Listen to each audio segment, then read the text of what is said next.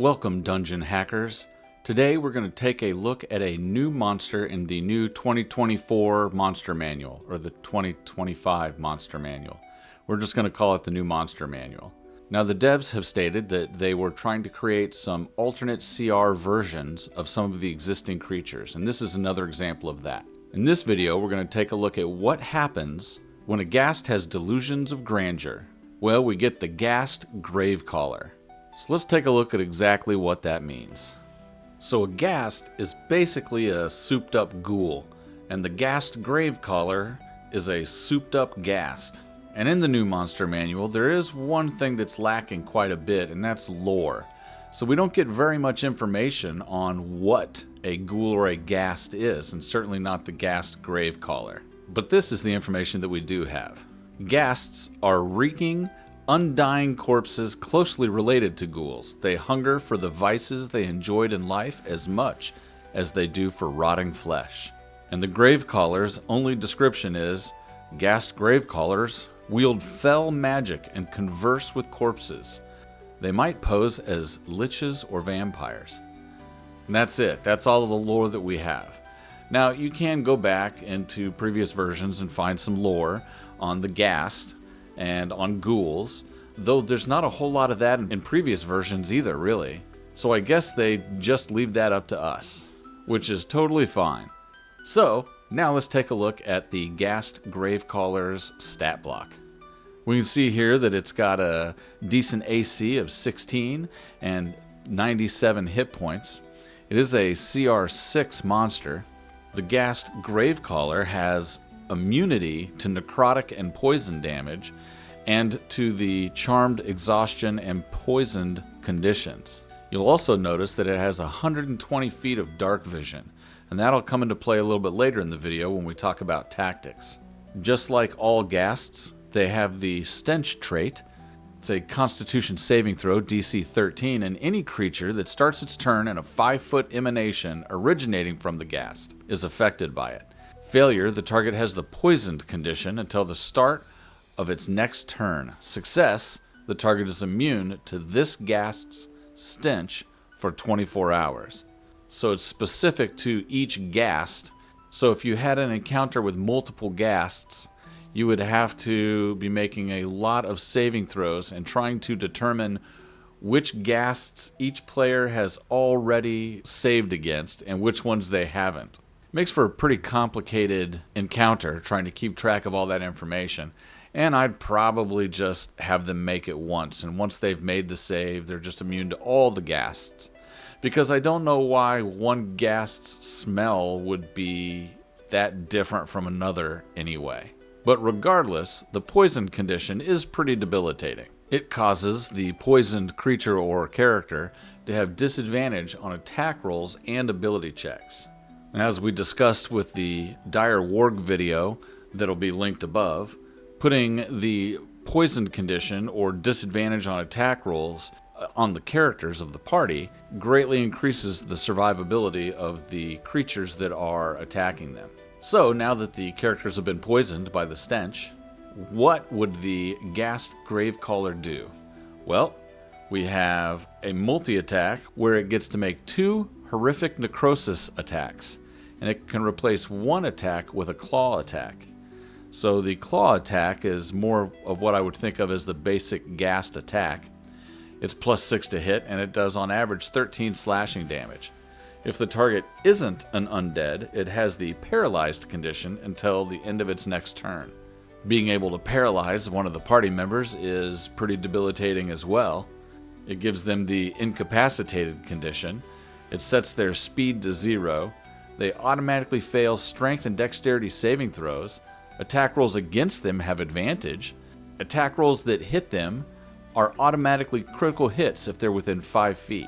Being able to claw a party member and give them the paralyzed condition is really powerful, especially if the ghast has other minions with him. But according to the multi-attack description, horrific necrosis is the standard attack, and it can be either melee or ranged. It's +7 to hit, which is 1 better than the claw, and it has a range of either 5 or 120 feet, and it does 15 necrotic damage. and the target has the frightened condition until the end of its next turn. The frightened condition prevents a creature from getting any closer to the target that it is frightened of, and it also has disadvantage on ability checks and attack rolls while the source of the fear is within the line of sight. So you can see that there are several different abilities within the Ghast Gravecaller that cause the players to have disadvantage on their attack rolls. This is going to make that 97 hit points feel like a lot more than it really is, because the players are going to be missing more often, assuming that they still have these conditions on them. The Ghast is also a spellcaster, and it can cast 2 spells at will. Those spells are Speak with Dead and Thaumaturgy. Those are not particularly powerful spells to use in combat, however, they do have some real good roleplay flavor to them. And we'll discuss a little bit later how Speak with Dead could really tie into some plot hooks. So now we know what the Ghast Gravecaller can do, but knowing what the abilities are and how to use them properly are 2 different things. So let's take a look at what kind of tactics a Ghast Gravecaller might use in combat. If the Ghast Gravecaller is with some other undead, perhaps some regular ghasts or even ghouls, then it'll probably use its horrific necrosis ability at range and let the other ghasts and ghouls get into melee. This keeps it a little bit safer and allows it to still use its main ability. Once it has a few targets frightened, it can move in a little bit closer and just fight on the edges, knowing that nobody else can really approach it if they're frightened. If it's all by itself, it's probably going to want to use its horrific necrosis ability at ranged primarily to try to stay away from the party members that might be able to do some decent melee damage. Now this is where the 120 feet dark vision really comes into play. Of all the player characters, only orcs and dwarfs have 120 feet of dark vision. So the Ghast Gravecaller can set himself up in a place where he's got a lot of open space that he can see, knowing that he can see 120 feet, and most of the party members probably at best have 60 feet of dark vision. This means that he can fire off his horrific necrosis at 120 feet of range, and the party may not even know where it came from. And even if they do, they're at least 2 rounds away at full movement speed from getting to it. And it can always strafe them and move away as they're getting closer and continue attacking them with this ability. It can move its 30 feet of movement and fire off this ability, and if the players want to catch up, they've got to double move. And if they do that, they're only gaining 30 feet every round, so it'll still take them 4 rounds to catch up. All the while, it's shooting them with this ability that if it hits them, they're frightened and they can't approach him. It's possible with a big enough area, he can continue moving back and the party can never get to him. Let me know in the comments below if you can think of any other tactics that the Ghast Gravecaller might use, but I think that these are probably its prime tactics. So how would you use a Ghast Gravecaller in your campaign? Well, the one thing that it did say in the description is that sometimes they'll pretend to be a lich or a vampire. So it could pose as a lich or a vampire in your lower level campaign, constantly hinting to your players that there's a lich or a vampire nearby.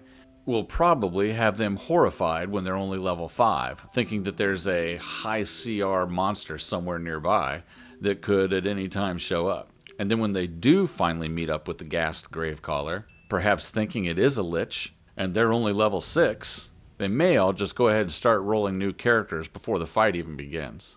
Now in a much higher level campaign, if you want to use the Ghast Gravecaller, it's probably going to be working for an actual lich or vampire. Perhaps it's one of the lieutenants of the vampire with its own squad of ghouls and ghasts that the vampire sends it out on missions. The Ghast Gravecaller would be an excellent unit to send out to gather information, as it can speak with the recently dead and ask them questions to try to gather intelligence for the vampire. But what kind of motivations might be behind the Ghast Gravecaller? You don't just want a unit standing around in a room waiting for the party to arrive, so why is the Ghast Gravecaller there and what is he doing? Well, some possible answers to that question would be perhaps it's out raiding recent battlefields using its Speak with Dead ability to gather intelligence. It may have with him ghouls and ghasts living in a tomb somewhere, and they're just there feeding until there's nothing left to eat. But while there is still food, They're going to protect it to the best of their abilities. So now let's make one encounter for the party to go against. This is an encounter built for 5 level 8 players, and it is a hard difficulty encounter. The party comes up some stairs to find the Ghasts and the Ghast Gravecaller. A couple of the party members rush forward to fight the Ghasts, but the Gravecaller hits the last two with its horrific necrosis ability. Now they are frightened and can't approach. Meanwhile, the Ghasts can gang up on the 2 players that were able to move forward and try to paralyze them with their claws. At the start of the next turn, the players that were able to move forward in the first round have to contend with the stench from the Ghasts or be poisoned on top of being paralyzed. The Gravecaller can continue to target the players in the back to try to keep them out of the fight until they're the only ones left. At this point, once the Ghasts have defeated the 2 frontline players, they can descend upon the 2 frightened players in the back and finish them off. At this point, it's pretty much over. So there you have the Ghast Gravecaller. I like him. I think it's pretty cool. I like the design and the tactics that you would use as the Ghast Gravecaller. It makes for an interesting battle, I think. But I'm curious what you guys think. Let me know what you think about this battle and how you might use the Ghast Gravecaller in your campaign. Do you think it's better as a lower level boss or as a mid to high tier minion? Like the video, subscribe to the video, turn on your notifications.